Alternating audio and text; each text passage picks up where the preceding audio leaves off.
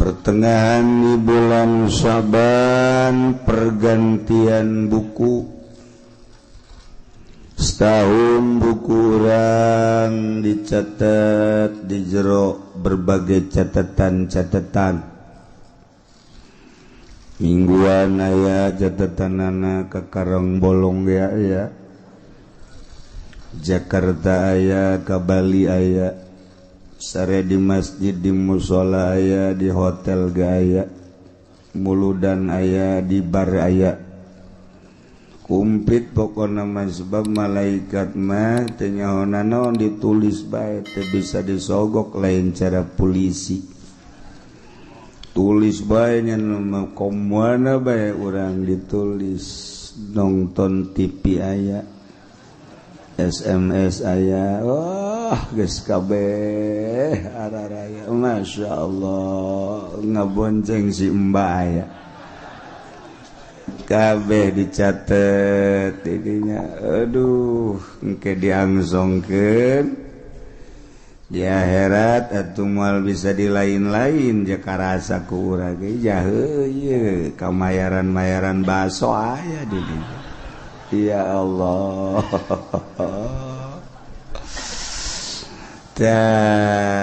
tahun pas nisfu Sya'ban buku nuti nisfu itu datang ke ayeuna diangkat ku Allah turunkeun deui buku nu anyar pergantian buku mentak kajian geus tengah nama teu beres ge geus asal awal be jeung akhir jadi engke diperiksa ku malaikat awalna Yasin tungtungnya Yasin selamat guys lah beres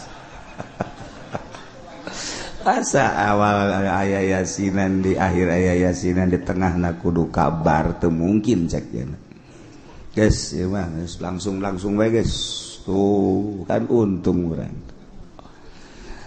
Jadi malam nisfu Sya'ban aya katangtuan nurutkeun ceuk ba'dul arifin jelema anu geus disingkapkeun hijab anu geus bisa nempo kana lelembutan nuku urang teu kadeuleu nyana maka deuleu nuku urang teu kadenge kunyana maka denge mala ainun ra'at wala uzunun sami'at geus dedeureun manehanana dedengean manehanana geus kaditu bae nyana mah ka alam nu itu alam nu langgeng ai urang mah ka dieu mah di dieu bae sebab urang mah disebutna ge keur molor cakang jeung Nabi an-nasun niamun manusia keur sarare fa idza matu intabahu ke hudang-hudang paeh kuari wakas jadi keur ngimpi kuari ngimpi jadi bupati jadi gubernur nu ngimpi jadi lurah nu ngimpi jadi kiai pedagang sudager keur ngarimpi barang maot mahudang nyana gubernur eueuh bupati eueuh camat eueuh lurah eueuh jang ngimpi tamah geusan barang maot mantap bisa rajul pangjore-jorena jelema anu intabaha ba'dal maut nu hudangna sabada maut pangjore-jorena jalma hudang-hudang kakarak maut hudang-hudang sabadapat jore jasa jadi nu bagus wa kuari ieu urang hudang tempo ka alam barzah alam akhirat ieu urang kuari keur gigisik ieu kuari ngaranna ya cicing di majlis keur gigisik encan aya hudang mah kakarak gigisik haju kawudukan haju leuwih parah barang diuk di majelis lain hudang merongkol tak iya urang kuari keur gigisik karena kakarak dek hudang nempo ka alam itu Nah nisfu Sya'ban maca Yasin minimal 3 balik dibacana sabada salat maghrib memeh Aisyah didija pergantian buku lamun nu bisa maca Yasin 3 balik perorangan di imah di mushola di masjid berjamaahkeun mangga kumaha ngeunana penting maca aduh cenah kiai kula mah teu bisa maca Yasin ya mun teu bisa maca surat Baqarah tuh komo eta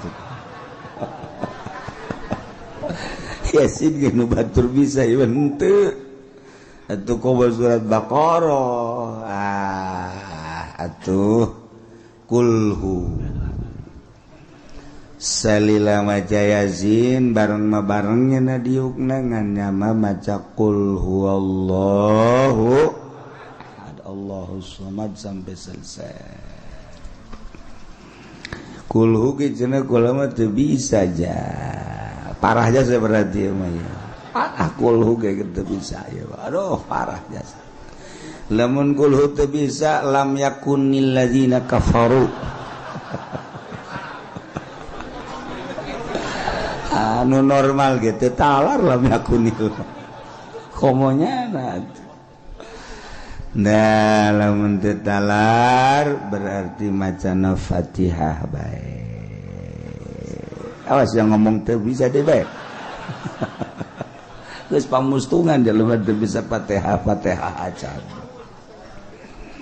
batak dimasalahkeun kumaha lamun aya jelema teu bisa maca Fatihah acan salatna kan pikir mah cukup ina pikir mah teu cukup teu bisa maca Fatihah cik mazhab Syafi'i mah ganti ku babacaan nu sejen teu bisa babacaan nu sejen geus cicing sapanjang Fatihah itu Imam Syafi'i mah tapi Imam Malik mah lain terjemahkeun beda menang jadi cek di luar mazhab Syafi'i mah mazhab Maliki mah Allahu Akbar dengan nama Allah yang maha pengasih lagi penyayang bismillah berarti kan itu alhamdulillahirabbil alamin segala puji bagi Tuhan seru sekalian alam budak ngan gandeng-gandeng ieu macam loba jalan keluar pikir mah mantak teu kudu dipermasalahkeun cek ieu meunang cek ieu henteu cek ieu meunang teu kudu dimasalahkeun anu lain ijma' mujma' alaih nah iswatu hayu pada ibadah hakikat da ibadah mah ja urang teh ruh awak masa kadar kurungna doang ngan sanajan bari jeung ruh salila kurungna normal tetep kudu dibawa teu bisa roh doang sia sarolat ja aing mah kadeureuk ku sia teu salat ja heueuh kunaon teu salat aing mah roh doang aing mah di imah bae ngedeng bener-bener hebat ki ieu naon ki naon eta tambang ki jang naon jang nyeredaki ki teu bisa tuh tetep bae kudu ku awak sebab cek Imam Ghazali awak eta ibarat nu endek ka Mekah mah onta jelema endek ka Mekah naik onta moal bisa onta na teu diberangkatkeun nyanana datang ke Mekah moal bisa tetep kudu jeung onta na sebab onta kendaraan ai lain aya angin topan mah nyana keur diuk di hareupkeun jalan cicing aya angin topan dibawa ka Mekah rajit bisa cenah kitu kae urang ibadah ka Gusti Allah na ieu teu bisa make roh doang cara kebatina tata tasawufa jeung awak biasa Jadi malam nisfu Syaban maca Yasin 3 balik ditinggali bae geus dina Majmu Syarif. Lamun teu bisa maca kulhu bae, teu bisa maca Fatihah jeung maca anu urang bisa. Dengan niat sakumaha anu geus tertera dina Majmu Syarif. Ji minta dihampura dosa, 2 minta rizki nu jembar jang ibadah, 3 minta panjang umur jang ibadah ka Gusti Allah Subhanahu wa taala. Aya salat dina nisfu Syaban, salat na khusus, salat nisfu Syaban. Sabaraha rakaat kiai? 100 rakaat. Geus gideg ti heula. Boro 100 ada Jumat ge tilok yai. Komo dibere 100. Cuman sanajan aya salat nisfu Syaban lain paranti urang. Ieu mah kelas khawas. Kelas ba'dul arifin nyana geus nu salatna aya babacaan khusus, aya doa khusus, bahkan pakaianna ge khusus. Urang mah ulah tah asana senang diulahkeun teh. Senang kiai mending kitulah sakeuna teh. Daripada diteken titah 100 rakaat mending diulah. Ieu mah andai kata di lembur lantaran loba pendatang-pendatang kuari ti seberang ti Jawa di berbagai daerah nu ngajakan salat nisfu Syaban ulah bid'ah hukumna. Ulah bae geus mun nyana ge mun bisa dilarang mun nyana teu bisa geus sabodoh. Urang mah ulah milu.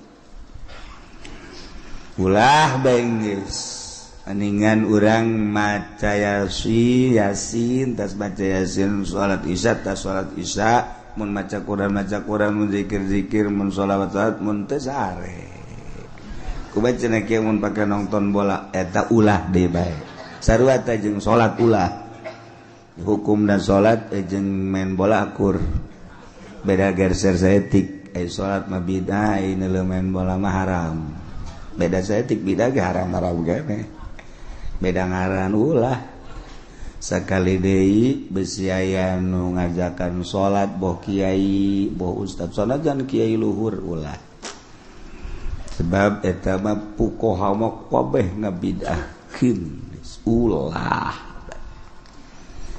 andai kata urang diajakan tetep ulah geus bae cukup maca Yasin bid'ah hukumna.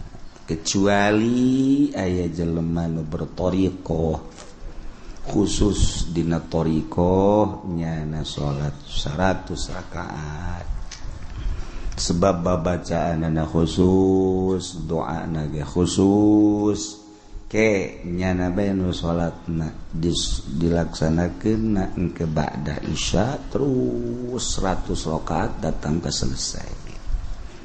Saya orang masalahkan kanyana maning mere duit kanyana cerik sholat ya ima percaya guys kasih aja boga guru tak jeung amplopna gede barang di deuleu kertas terus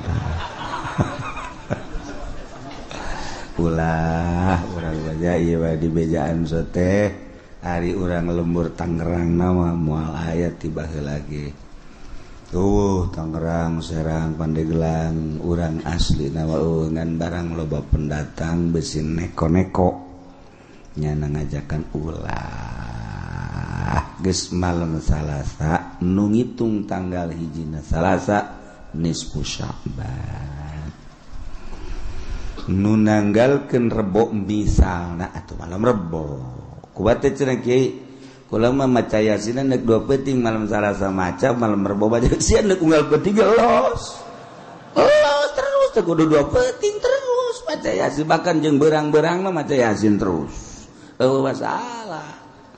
Jadi Bandung mah model di Tembong Sari jeung sajabana aya nu dua makena. Nisful awal jeung nisful akhir malam Sabal 15 malam ke-16. Geus aya nu dek 2 peuting masalah nya maca Yasin tilu balik sakumaha tadi. Ai engke Ramadana ira ulah makananya ke Ramadan. Ya, cenah kula boboal ngaji ke terakhir atuh sabodo sia. Ngajakan henteu ngaji. Sia deuk aja deuk henteu kumaha sia bae. Kula sok aing ti heula-heula. Kajian kuku bage boga rencana nyana deuk ka mana atuh. Atuh lo siapa nek ini tuh indit bae sih ulah sok aju melang-melang segala.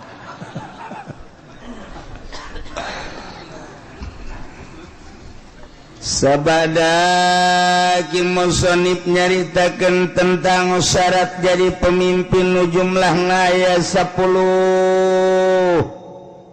Kahiji syarat jadi pemimpin teh kudu beragama Islam, status muslim teu meunang kafir. 2 kudu mukallaf teu meunang budak leutik teu meunang muedan. 3 kudu urang merdeka teu meunang kasipatan kuroki amat hamba teu beunang. 4 zakaron kudu lalaki ulah cewek ulah awewe geus sing hade lamun geus diulah berarti bakal namun dipilih nimbulkeun karusakan tur nu milihna doraka. Sing ade nu kamari pernah milih awewe kudu ditobatan. Oh cenah teh mah kiai meureunanan teh mah nu ulah ge cak kiai di Kulon ulah ge imam sholat awewe imam pamimpin mah teu naon sakeun oh kiai ongkoh nyana maca kitab tilok berarti kiai si tilok baca kitab macana Quran lain kiai teh kuyai mun nya ge maca kitab ieu tah baca tazakaron. Jadi kiai pan di negara urang mah lain negara Islam, negara demokrasi sarua. Ketika urang berhadapan jeung masalah eta, urang babagi supaya ulah terlalu jero teh kasalahan urang. Geus masalah demokrasi, nyieun kasalahan meleg-meleg atuh ulah keun bae teh mah nyieun aturanna demokrasi. Urang kuari mah ulah terlalu ketiban tangga. Jatuh ketiban tangga jadi rengsek teman-teman. Kayak gitu baru jatuh doang untuk ketiban rada deres paling ringsek doang guys. Nah jadi orang ulah sada jadi negara demokrasi ulah dipilih awewe kajian nyelamatkan diri orang baik. Sia kiai anu ngajakan oh kiai geus mangga jang kiai bae teh mangga nyebrang di jembatan Siratal Mustaqim kiai bae gitu. Sia aing mah hiber. Geus beres. Ulah sok sia. Mejeuna ulah sok ka kiai badal kos kitu mah. Kiai kudu disoan badal kos itu. Geus sia goblok. Kiai lebih goblok. Tolol tungtuna turut begeun kiai. Aduh, ampun. Kelima kudu bangsa Quraisy maksudna aya benang merah jalur kepemimpinan kudu boga jiwa pemimpin. Mun teu boga jiwa pemimpin rusak negara acak-acakan. Kagenep adlan kudu nu adil benar-benar teu mementingkeun diri sendiri. Nyana siap untuk membangun bangsa jeung negara. Aya tanda-tanda keadilanana. Sebab kadele kurang hiji mun naik mobil kacana tilok ditutupan. mana coba teangan pemimpin anu tenutupan kaca malaya. 2 mun boga rokok nyana teh kadeule masyarakat nah aya ngarokok kajen teh nyana teu ngarokok-rokona dibikeun ka masyarakat. Tah eta kan ngeunaheun kana hatena. Menang we satahun pajakna dicokot, rokok dibikeun pajak dicokot. Bloon. Nu jelas kudu adil. Urang neangan adil hese gua. Ketujuh mujtahidan pinter berarti sebab itu negara lain desa-desa acat berarti loba konflik anu kudu dipecahkeun permasalahan anak nyana teu kudu tuh nyatanya deui andai kata nanya hanya sekedar perbandingan jeung ilmu nu aya di otaknya anak supaya lancar ieu negara kudu mujtahidan. 8 sujaan kudu gede wawanen gagah ulah nu pelye gagah ngindaheun urang boga pamimpin nu gagah kumis gede mantap hehehe janggotan cambangan jadi urang neuleuh tanjak ge asana betah urang barang neuleuh presiden atau raja orang ya ini mah beti kali kumisan janggotan macam ulah datang ke kos gitu itu bagus mun kunjungan ke Arab bisa didungling gitu. Sujaan kudu nu gagah 9 zaroin yang kaharep sing ade yang kaharep si ayang ke kaharep jang diri urang bae salametkeun tanggung jawabna ke di akhirat orang maka ditanya engke ieu mah nu geus mah geus bae geus tanggung ka neraka geus nu geus mah geus ieu nu endek bae endek nah deuleu ku urang mana nu gagah lalaki geus mun aya we ulah lalaki nu gagah pinter eta nu dipilih ku urang kajen nyalametkeun diri urang bae eleh menang sabodok aing mah geus sakitu tak pemikiran aing teh ya lantaran engke ditanya di akhirat jehe kumaha gitu 9 zarain ngabogaan pemikiran nu luas wawasan anu jero nu luas sebab negara 10 boga dedengan sampurna dedeluan sampurna ucapanana sampurna hartina teu balelo ulah ro jeung al sarua cadel ngalana mal beres atuh ro jeung lam kudu beda ro lam lamun akur engke teu bisa sifat anu wajib di Allah kasifatan ku sifat basol basor ro basol pannya naon cadel jadi basol ro lain l tungtuna dikurangan sifat wajib di Allah sifat baso pan baso aing re teu bisa lam salah mending baso kan jadi salah tuh gitulah persyaratan jadi pemimpin imamul azam presiden raja atau di bawah dunah yakni gubernur bupati camat lurah termasuk RT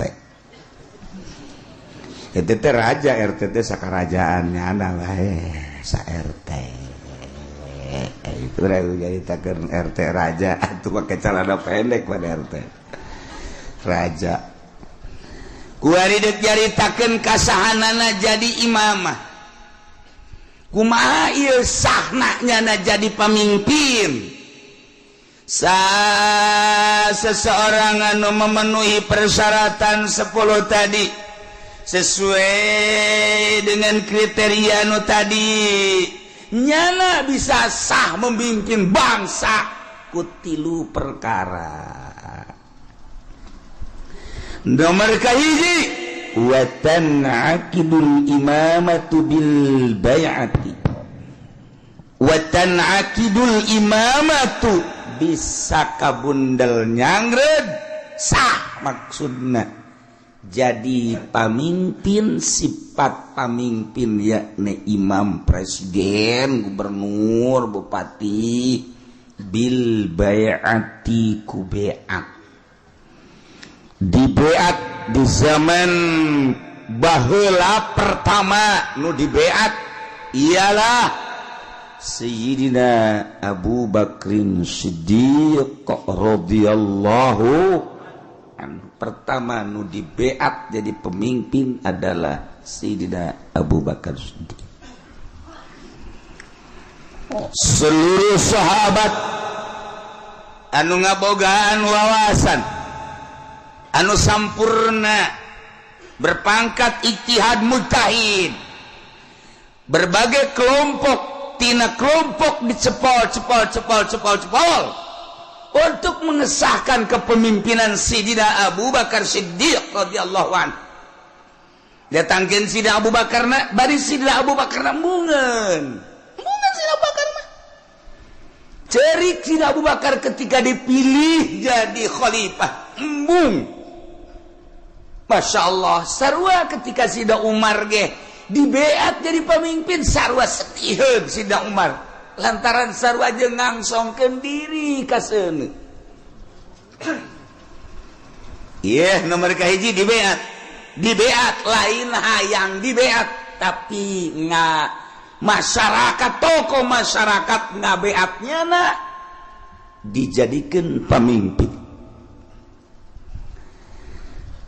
Mentek dituk Kangjeng Nabi tanda akhir zaman geus deukeut datangna Dajjal nomor kahiji masa cepet as-sanah kasyahri wa syahru kasab wa samakal yaum kasah as-saah kal dakik atau daki maka itu. Nah, satahun ko sabulan, sabulan ko saminggu, saminggu ko sapoe, sapoe ko sajam, sajam sakumaha okos meuleum daun korma anu garing. Perat beres.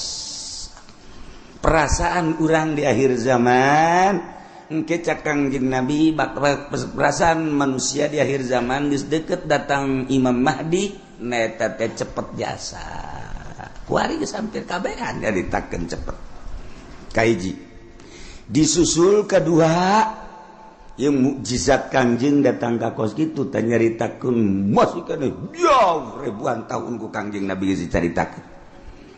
Di akhir zaman sabada terasa cepet ku kabehan zaman bakalna cuaca genjlong. Cuaca genjlong teh artina nu ngaran usim hujan, nu ngaran usim panas. Musim hujan diisi ku panas, musim panas diisi ku usum hujan, sehingga sulit bagi petani untuk menerka musim hujan iraha. Sebab terjelas hujan, teu diperkirakan bulan eta hujan baik.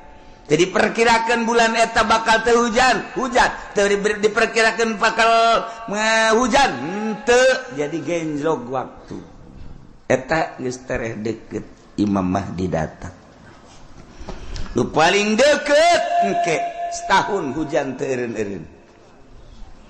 Hujan beta mengacrek bae hujan ke eureun sajam 2 jam mendung deui hujan. Ke eureun sajam 2 jam 5 jam aya genep jam eureun teu hujan ke hujan deui ngacrek bae hujan.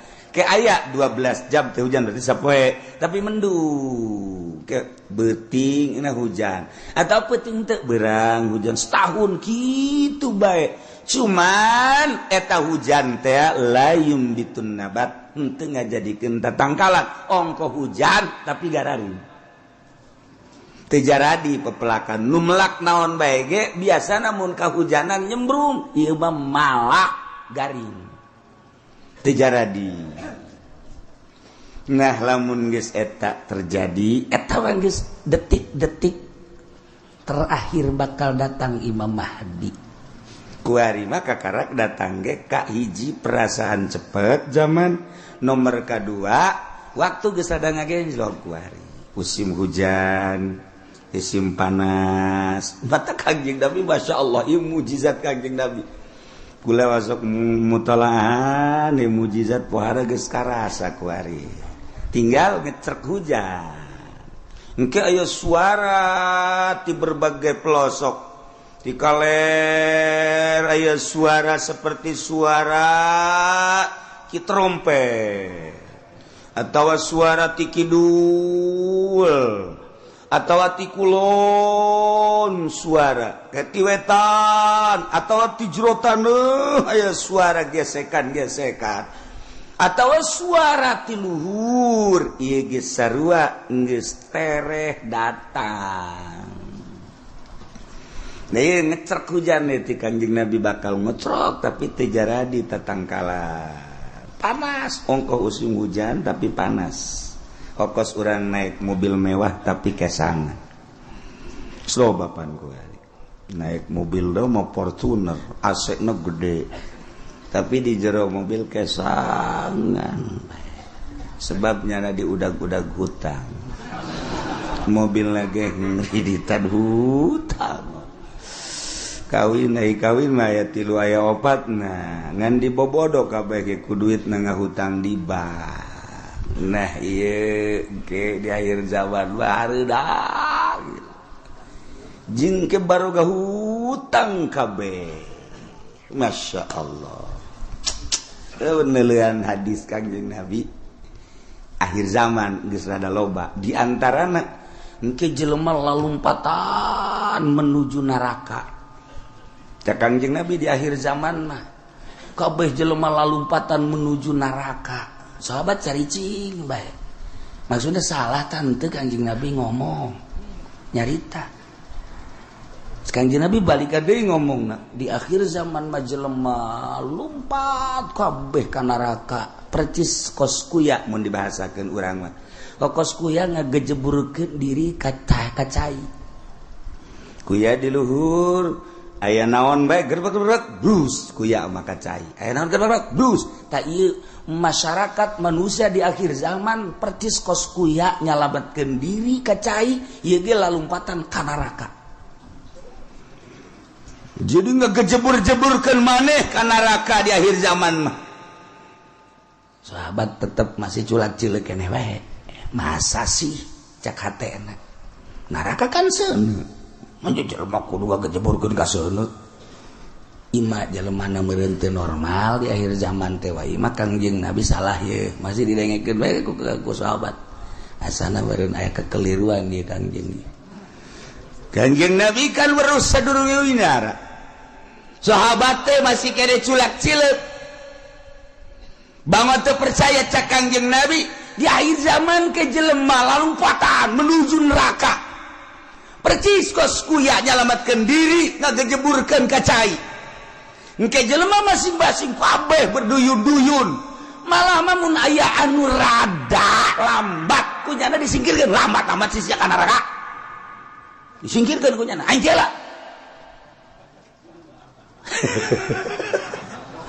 jadi anu jelema-jelema anu ngahalangan di lambat sia ka neraka bae kudu lambat aing geula wih bari yang berani ayo aing geula geus aing jadi pamimpin neraka geus oh beranian biasa berarti kan geus 3 kali Kangjeng Nabi nyarita kos kitu tah berarti beneran nanya lah sahabat wani 5 ya Rasulullah kunaon bisa kos kitu ya Rasulullah bisa jelema berduyun-duyun ka neraka sebab jelema kabeh memberanikan diri hayang jadi pemimpin mendaftarkan diri hayang jadi kepala desa mendaftarkan diri hayang jadi bupati mendaftarkan diri hayang jadi gubernur mendaftarkan diri hayang jadi presiden hayang jadi menteri eta ngaranna menuju neraka jahanam.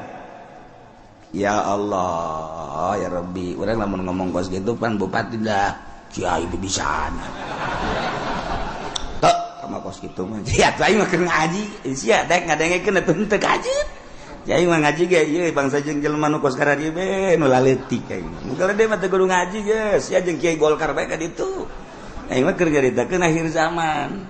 Mun teu percaya datang bae dibere kitab na baca ku sia. Iya, teu bisa cenah macana. Emang sia mah ciri neraka teu bisa maca kitab. Ya anu ahli surga mah bari maca kitab. Waduh, cak meri maju makanya aing teu. Teu ge pandai ngadengekeun. Pamimpin mana kuari nu daek ngadengekeun ngaji nu bener? Deuleu sa Indonesia. Ayo teangan camat nu daek ngaji nu bener. Sugan aya di Pandeglang mah, sugan aya di Serang mah. Coba sugan aya bupati nu daekeun ngaji nu bener. Nu bener ieu mah maksudna ngajina nu bebeneran Al-Qur'an jeung hadis beneran. Ya, ceuli aing sumpungkeun. Asal aya bae ge. Mana gubernur? Ieu mah ngaji bae heula ulah ngalaksanakeun ngaji nu bener mana? Mana? Mantak aing ngomong kos gitu teh, bibisaanan sama kiai sakeuna teh. Ya tuh aja nih bibisan aing. Terus ya percaya sia. Atuh babagi bae ge di akhirat. Dah, surga mah lain nu ki uci anu pangeran. Aing mah wau jeung pangeran goblok. Ya, gue ini sombongannya lah. Sombongan lu gitu mah mejehna. Pajar baik, bener bae sombong lah. Kang koreksia. Nah, ieu mah keur carita di akhir zaman. Eta Kangjeng Nabi deuleu lah dikena kitab Mukjizatur Rasul di akhir zaman. Aya kitabna beuli. Geus ieu mah jang pamimpin bae beuli. Sia mah teu kudu lah. Cukup ngadengeun di aing geus. Ya Kiai Golkar tilok ngomong nu kitu pan. Kiai partai tilok aing ye gua ngomong ye. Berduyun-duyun jelema menuju neraka. Kaget sahabat. Ah, salah ngomong meureun Kangjeng. Berduyun-duyun jelema ka neraka. Ah, asana lain meureun. Berduyun-duyun jelema ka neraka. Aya anu mandeg disikirkeun. Awas ya, ayo sia mah ka nerakana. Halangan aing. Oh, berarti bener cek sahabat. Lima ya Rasulullah kunaon? Lantaran jelema memberanikan diri hayang mimpin batur puguh diri nage bobolokot ku dosa. Dek mimpin batur pan di zaman Kangjeng mah asal aya nu hayang we nyekel bendera memimpin perang ulah cek Kangjeng Nabi. Berarti aya gorod. Di balik mimpin perang aya keinginan nu tersembunyi di jerona. Ada udang di balik. Aduh. Ewa okos nulungan rangda. Eta teh ada udang di balik rangda eta ka jeung hukum wae. Aya rangda katabrak sapeda di ais. Eta teh lain sangais-gaisna. Mun ditanya karunya jasa katabrak sapeda cek cenah. Isukna aya nini-nini katabrak motor diantapkeun ku nya. Goblok teh Haji Pendi blon. Antap dia dia. Pareng ada udang di balik eta. Aduh, Masya Allah. Nah, ieu ge jekel bendera ketika hayang. Teu cek Kangjeng Nabi. Aya gorod ketika embung karak. Ya. Masya Allah mulus berarti. Nah, jelema di akhir zaman teh anu memberanikan diri hayang jadi pemimpin, berarti nyana keur lumpat menuju neraka jahanam. Jelema anu dagang di akhir zaman mah berarti jelema anu siap ka neraka, anu dagang ge. Sahabat kaget, je pan ka dagang-dagang atuh. Kaget sahabat ge pan ka dagang-dagang kunaon? Sebab di akhir zaman mah eueuh anu teu riba. Dipikir aja berarti menuju neraka kabeh eta geus deukeut tamatah geus kos kitu mah geus deukeut jasa. Nah geus cerita akhir zaman, tanda-tanda akhir zaman kasatu waladi zina, tanda akhir zaman teh mamabok, tanda akhir zaman teh kitu sarik maling, kabehan maling. Geus puguh masyarakat maling HP, maling sepeda, maling motor, maling mobil. Atuh jadi negara ge maraling, beda ngaran doang. Jang masyarakat mah maling, jang di luhur mah korupsi, beda ngaran. Urang lembur teh nyahoan korupsi pajar lain maling. Pajar maling, mun urang bebeja ka urang lembur kan ini tuh, itu tuh tukang korupsi. Oh bagus amat. Oh bagus. sakit teh teu nyaon korupsi nya mah sarua jeung air mineral barang kurang dibere ini air mineral embung ini mah air mineral mah kunaon eta kan dicampuran mineral oplok cek jana meureun mineral teh pajar ragi lah kira-kira gitu tah nih air mineral bagus nih embung ini mah ayo kudu dicampuran mineral je ini udikna gebelah ditu deui udik tamat ti udik teh masih 2 kilometer ka ditu eta loba bahasa-bahasa di akhir zaman mah urang lembur teh nyaho sudah ditekan situasi dan kondisi cak urang lembur teh mah kiai isi-isian malulu cenah ngomong aing teh betah urang lembur atuh dibere bahasa kos gitu ternyata dek intelekan ieu urang lembur teu ngarti eta teu nyambung ngaran di lembur mah ngomong lembur bae waktu sekolah ye loba jasa nu nitahan bahasa Indonesia teu betah aing mah emang teu betah teu bisa teu bisa aing teu bisa asal pakai bahasa Indonesia bae kandas okos urang rajek bahasa Jawa kebal-kebal Sunda deui bae nya ge. Aduh, Masya Allah lah, iya. Jadi orang namun nyaritakeun mujizat Kangjeng Nabi kadang hayang seuri bahasa Kangjeng nan hayang seuri hebat amat ngabahasakeunna yusafiruna ila jahannam. Berangkat kabeh ka jahanam. Nomor kedua yas'auna ila jahannam, lumpat yas'auna mah yusafiru mah leumpang, yas'auna mah lumpat. Sahabat kaget, penyaluatan si ka jahanam. Koreng bener sia ulah yang serikeun pamimpin lumpat ka jahanam nu tadi kadua pedagang ge orengana lalumpatan ka jahanam nomor katilu cak Kangjeng Nabi di imah bae ge tetep ka jahanam bae yeuh ajeuna mah kabehan tah bupati rada lega bae tadi mah ka aing doang cak bupati jeung gubernur sia ge sarua ayo atuh berjamaah lah 5 ya Rasulullah kunaon make jeung di imah bae ge sebab di jero imah ge teu kaluar tina maksiat di jero imahna di jero kamarna nyieun kamar deui di jero kamarna nyieun kamar deui dipoekan tetep maksiat bae Allah Karim sebab apa di jero main geus bisa make jaringan internasional sanajan di jero kamarna di kamaran deui kamarna dipoekan tapi nyana bisa nempo Hollywood di jero kamarna di kamaran deui dipoekan tapi nyana keur aya di Hollywood ya Allah ya Rabbi Masya Allah pindahkan keur aya di California Masya Allah pohara ya Allah jauh teuing lah ke California mah pencet deh Texas woi cek nini eta sih negara mana ulah loba omong nih nini mah nini bae nyahona paling ge bojong bae kendal bae nyahona mangsa nu karari itu bae teketos bae geus nyahona kadinya bae pugu di bojong geus sarujeng di Texas kuari mah eueuh nu teu akur kuari kahirupan di Amerika jeung di Citra aja atuh beda kahirupan di California jeung di BSD atuh beda setika-tika can akur sok deuleu naon eueuh kuari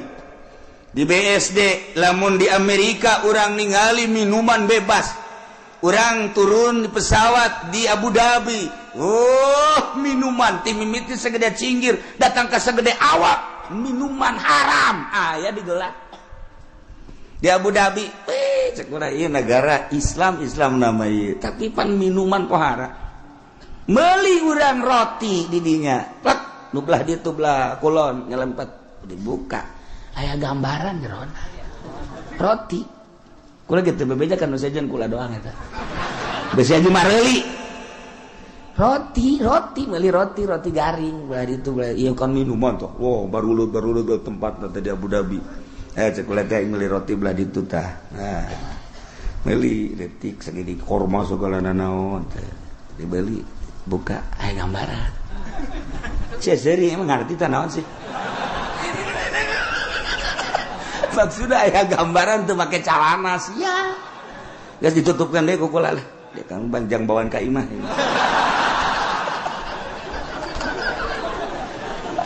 Masya Allah Karim. Itu beres. Haji caritana ieu kan aya ngarokok, kan teu meunang ngarokok bebas. Ayalah tempat-tempatna di bandara teh. Di ditu hiji dia ya. Karena ada sepi di dia ya.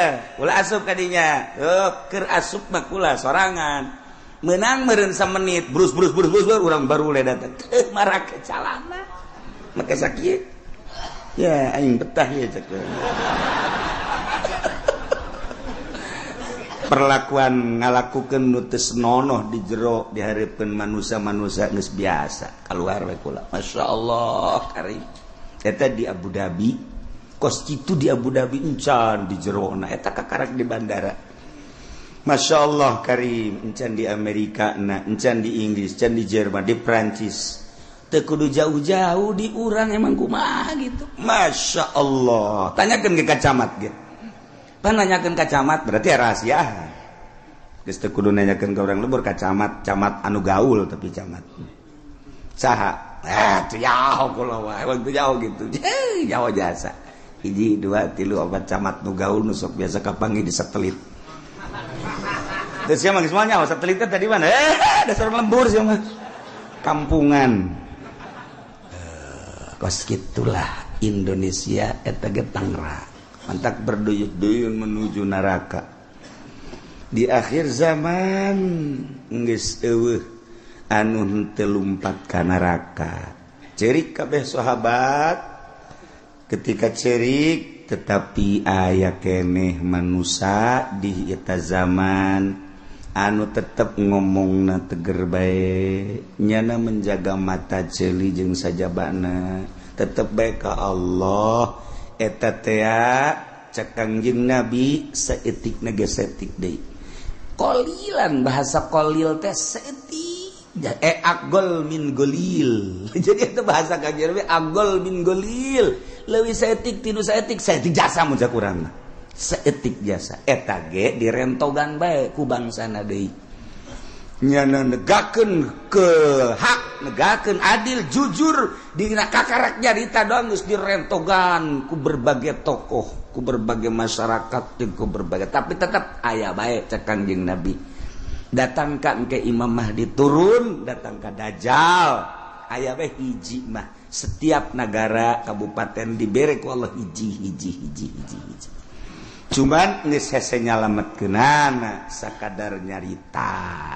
Iyalah Kangjeng Nabi nyaritakeun mukjizat di akhir zaman. Geus kuari mah zaman geus karasa cepet, waktu ngageser geus encan doang hujan ngecerep satahu.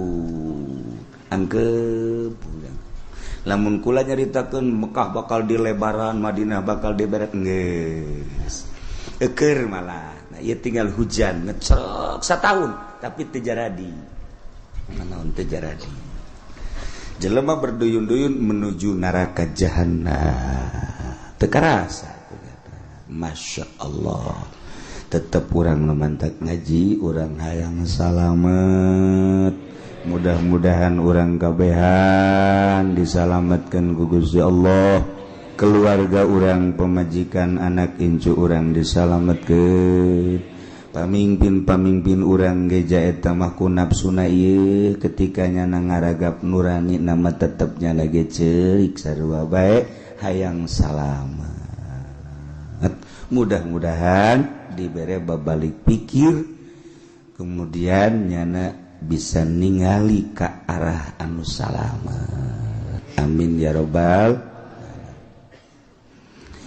Wa tanakidul imamatu bisa sah jadi pamimpin jadi presiden bil bai'ati ku di bai'at wal asahu nurutkeun cekal asah bai'atu ahlil hilli wal iqdi saha minal ulama'i war ru'asa'i wa wujuhin nas alladzina yatayassaru ijtiba'uhum artina nu milih nanti kudu keseluruhan negara nama bentukna khalifah tapi praktek memilih nama beat kulantaran beat teh aya baiatu ahlil hilli wal iqdi berarti aya pemilihan demokrasi sebab ketika harita nu hendak dipilih diangsongkeun tilu tokoh lain bae Sidina Abu Bakar Siddiq ke aya tilu cuman nu dipilih Abu Bakar Siddiq berarti kan hampir mirip secara demokrasi pemilihan nama dipilih biasa nah ieu keur carita memilihna wal asahu bai'atu ahlil hilli wal iqdi henteu kudu keseluruhan masyarakat nu buta dituntun nu torek dituntun nu nini dituntun teu kudu jadi dipilih per desa sabaraha nu boga wawasan untuk maju lamun sakecamatan sabaraha desa pilih per desa teh mun sadesa aya 18.000 manusia kemudian diperkecil deui ku ari mah di kitu naon ngaranna dipekarkeun jadi 8.000 atau 7.000 per desa eta nu 7.000 tingali per kelompok-kelompokna sasi nu boga wawasan untuk maju ieu teh jang keselamatan bangsa jeung negara ahlil hilli wal iqdi geus ulama nu milihna ulah diberean duit di umrah-umrahkeun supaya manehanana milih segala dibere motor dibere mobil aduh eta mah sogok menyogok ngaranna lamun aya kiai nu narima sogokan ti pemerintah sogokan ti jelema-jelema nu endek calon eta berarti kiai keur lumpat nerleng bae dek menuju neraka jahanam teu kudu ese dengan kiai kos gitu lamun aya jelema kiai dek milih pemimpin tapi jana menerima sogokan ti partai ti ketua ti kandidat berarti eta kiai keur ninggalkeun masyarakat tak menuju neraka jahanam tinggal kukula ada ditanya aya eueuh kiai na nogos gitu aya lamun aya pang nyebutkeun saurang coba ulah isin-isin saurang bae di Tangerang bae teu kudu ka sarang-sarang Tangerang aya eueuh aya urang pasar Kemis aya eueuh sia mah aya bae kagak deketan ka Cilongok sia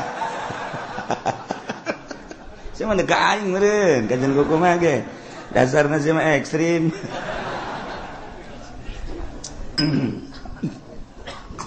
nah ulama memilihna boga wawasan di samping ulama ruasa pemimpin-pemimpin tokoh-tokoh wa wujuhin nas tua-ketua manusia anu gampang kumpulna dalam rangka menyatukan visi dan misi untuk memajukan bangsa jeung negara. Masya Allah nu milihna nu kos kitu yes kuari maka simpulanana bae wa syartuhum sifatus syuhud syarat jelema nu endek mengangkat kepemimpinan ulama tokoh termasuk kitu kepala-kepala kampung dan lain-lain sebagai berbagai lapisan masyarakat anu dianggap mempunyai wawasan syaratna sifatus syuhud sifat saksi nu kira-kira nyana jadi saksi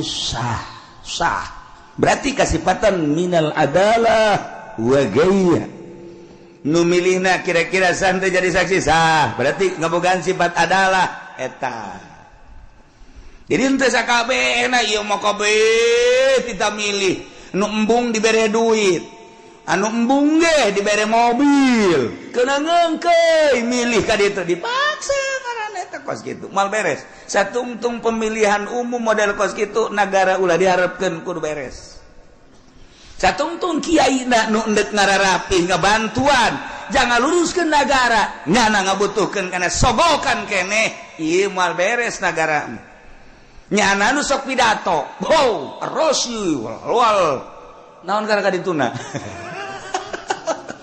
finar ceknya ya ar-rasul murtasi finar nyogok nyung narima sogok ka neraka hulunya anak tas dibere motor Mio cekel huluna sia ngomong goblok ieu ngomong teu bareres goreng kiai ongkos jelema nu di kota Allahu Akbar aya nanaon Allahu Akbar pas azan Allahu Akbar hees ai tiap tadi Allahu Akbar beratas itu Allahu Akbar wayah azan hees tekan teu beres eta geus balikan urang ngaji kuari hudangkeun awak urang nu keur hees supaya gigisi tempo gerak ka alam barzah ulah neulean batur awak urang bakal dibaringkeun di alam barzah eueuh nu dibawa kabeh ge sugih teu dibawa gagah teu dibawa kabeh ngan awak urang we jeung boeh dibukakeun ieu na ditempelkeun pipi urang kana taneuh sakadar urang gagah sakadar gagah keur hirup paeh mah geuninganan kos kitu sugih keur hirup paeh mah geuning kos kitu baring bae bentakeun mata hate urang aing teh bakal kos kitu kabeh eueuh nu daek milu rekan-rekan ngan sakada datang ka bibir kuburan pemajikan jeung anak datang ka bibir kuburan doang pemimpin urang kepala urang mun urang bawahan ngan datang ke bibir kuburan doang selesai ditutup kuburan urang sorangan di jero tanggung jawab urang bakal datang amal-amal urang bentakeun mata hate urang eta nah lamun geus bentak itu kan rada dijaheueuh horengan eta ngaranna bentak udang ngaranna geus inget kanu bogana ka Allah subhanahu wa ta'ala nailah di negara Islam cara memilih pemimpin di beat cara ngabeatna cekawal asob beatu ahlil hili wal ikdi ngabeatna ahlil hili wal ikdi yakni minal ulama war ru'asa wa wujuhin nas ulama-ulama jeung pemimpin-pemimpin jeung tokoh-tokoh masyarakat anu mudah berkumpulna untuk menyatukan visi dan misi dalam rangka melajukan bangsa jeung negara syaratna sifatus syuhud kudu sahnyana jadi saksi berarti kasifatan ku sifat adalah ulah kabehan memilih jam milih nage nya nama teu boga wawasan teu boga wawasan jang ngemajukeun umat bangsa jeung negara teu boga pikiran kumaha ieu bakalna lamun dipimpin ku seeta negara urang perpolitikan perekonomian perbudayaan leuwih agama lamun urang geus nyaritakeun agama kan mayoritas di Indonesia mah urang geus korban Jakarta geus dipimpin lain ku muslim tapi ku kafir teu beurang di jerona kan aya musliman eta geus bentuk kasalahan mangga bae ieu mah negarana demokrasi kan tetep bae urang teh hese ngayakeun muludan di Jakarta cobalah gubernur dipersilakan untuk nyambut ayo nyanang ke kumaha nyambutna wih sebuah nirwana lain Kangjeng Nabi nyarakan nirwana golok ya nyaritakeun rajaban panggil coba mal bisa jadi geus eueuh agama mah macet sedangkan Indonesia mayoritas agama atuh kudu dihormati mayoritas kajian kuku mah